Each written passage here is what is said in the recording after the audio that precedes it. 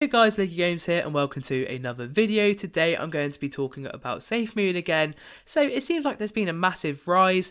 In this video I'm going to cover why you guys should probably still be careful, because it looks like Coffeezilla isn't done with the news. Therefore there could be some upcoming FUD, which means that the price could go down even further. It's a very interesting project, Safemoon, because although I don't actually like it at all and hold any, it's got such a following that the price movements on it never cease to be very entertaining, really. I know that's a bad thing to say when a lot of people are really down, and I do apologise for that. So the price has sort of gone back to pre-Coffeezilla video, well, the newest one anyway, but if you zoom out from its all-time high, it's still gradually declining. So if you were to get in this project, I really wouldn't. This video is more for people who are already in the project. But it went down massively, and the buys compared to sales seems really good at the moment, if I'm being honest. So the graph, it has bounced right back up, and it's even just gone back above the pre-Coffeezilla video. This is probably helped by it, as well as the FUD being not proved wrong, but proved to have mistakes in it. For credibility of his statement, obviously lost a lot of credibility, meaning that people just sort of waved it off. And also, Safemoon has actually released updates for their iOS wallets and Android wallets. So let's have a look at the patches. So it says tap wallet name to switch wallets, info pop up with stats for each token in transaction histories, ability to set default screen and date format in settings, currency converter and ability to change the token prices in the calculator, acknowledgement added prior to revealing passphrase or private key. So that's obviously improving security. Swap deducts gas fee and gives more margin of error for max BNB. QR code scanner added to import wallet screen. Wow, I'm surprised they didn't have that. Obviously, as I said, I don't hold any Safemoon, and they've fixed bugs and improvements. But like I said, it doesn't seem like Coffeezilla is done with these updates. So if we go to his latest tweet, it says confronting the former CTO of Safemoon, accusing Safemoon of fraud, and it's basically a clip where he does where the old CTO doesn't really have an answer to anything, which obviously doesn't improve people's confidence in anything really. But I'll play the clip here. How is this not fraud? Which part? The part where, it starts and everything's locked up, guys. Don't worry, the money's locked up. Don't worry, we'll never touch it. If we did, we'd go to jail and get a lawsuit. No, and then subsequently, everybody who owns the contract touches the LP and takes money. How is that not fraud?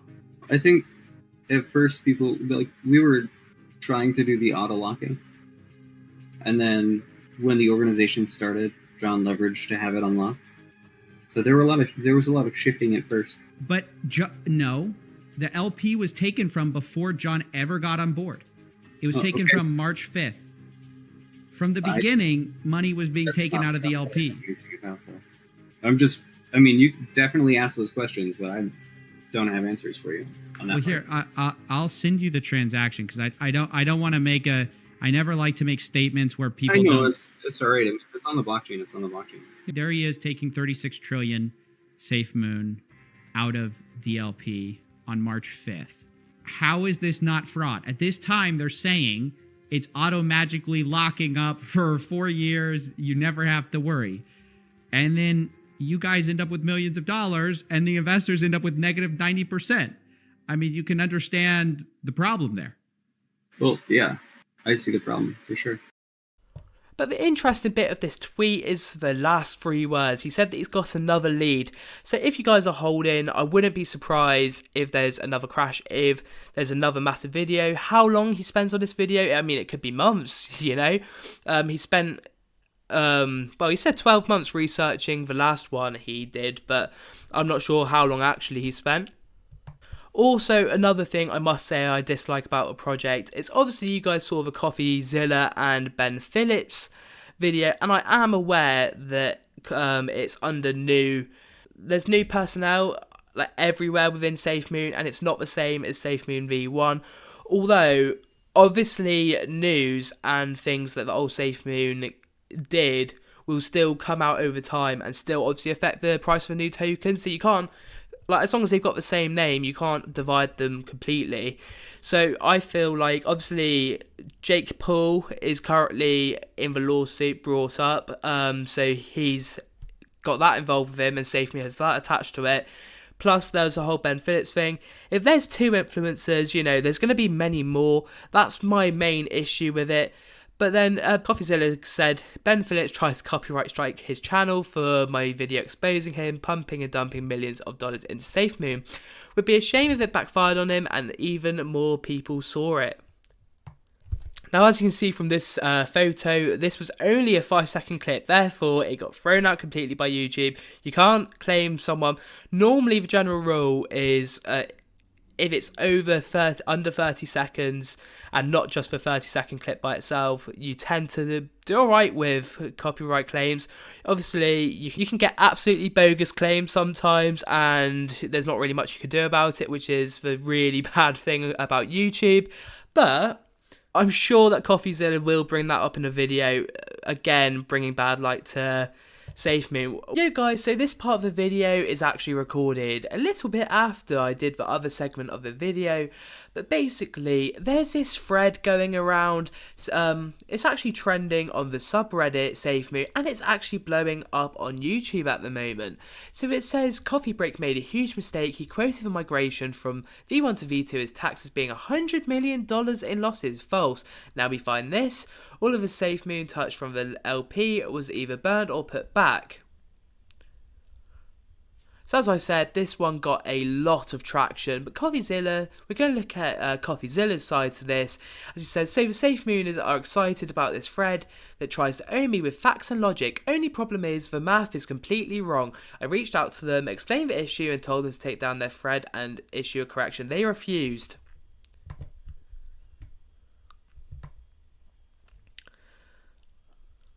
So what is this thread about? So Coffeezilla's next tweet goes into this.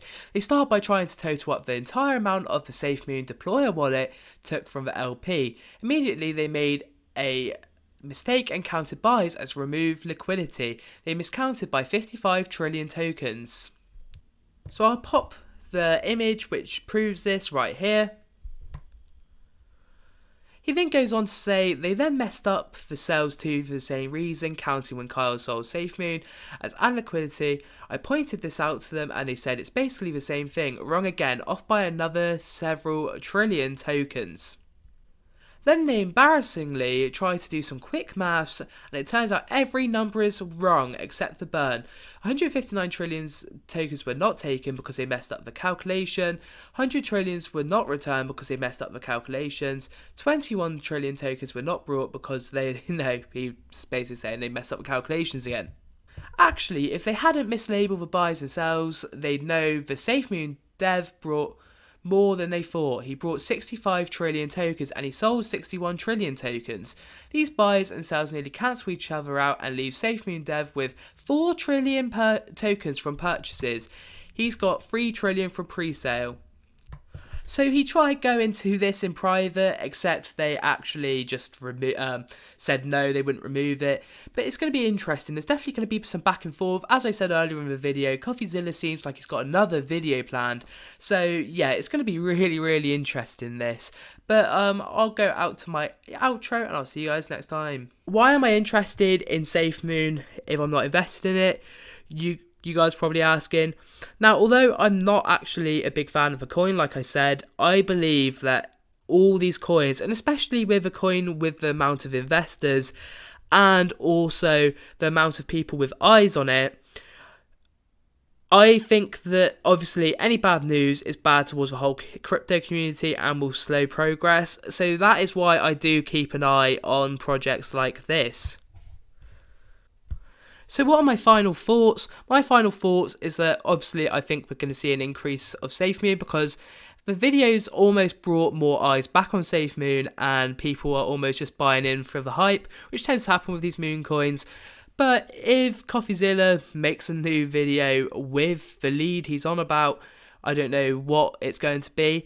I would be wary for another drop. Will it bounce back from that? Probably. But you got to realise the coin has bounced back up, but it's only bounced back to pre-video levels.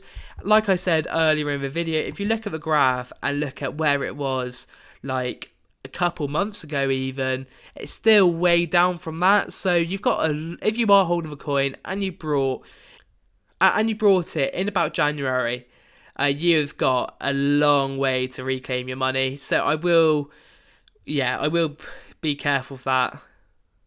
And also, I really don't think it's the start of the bad news, which, may not be relevant to the coin nowadays, but like I said, it's the same as a company, and I think that a lot of Safemoon holders actually forget, this part.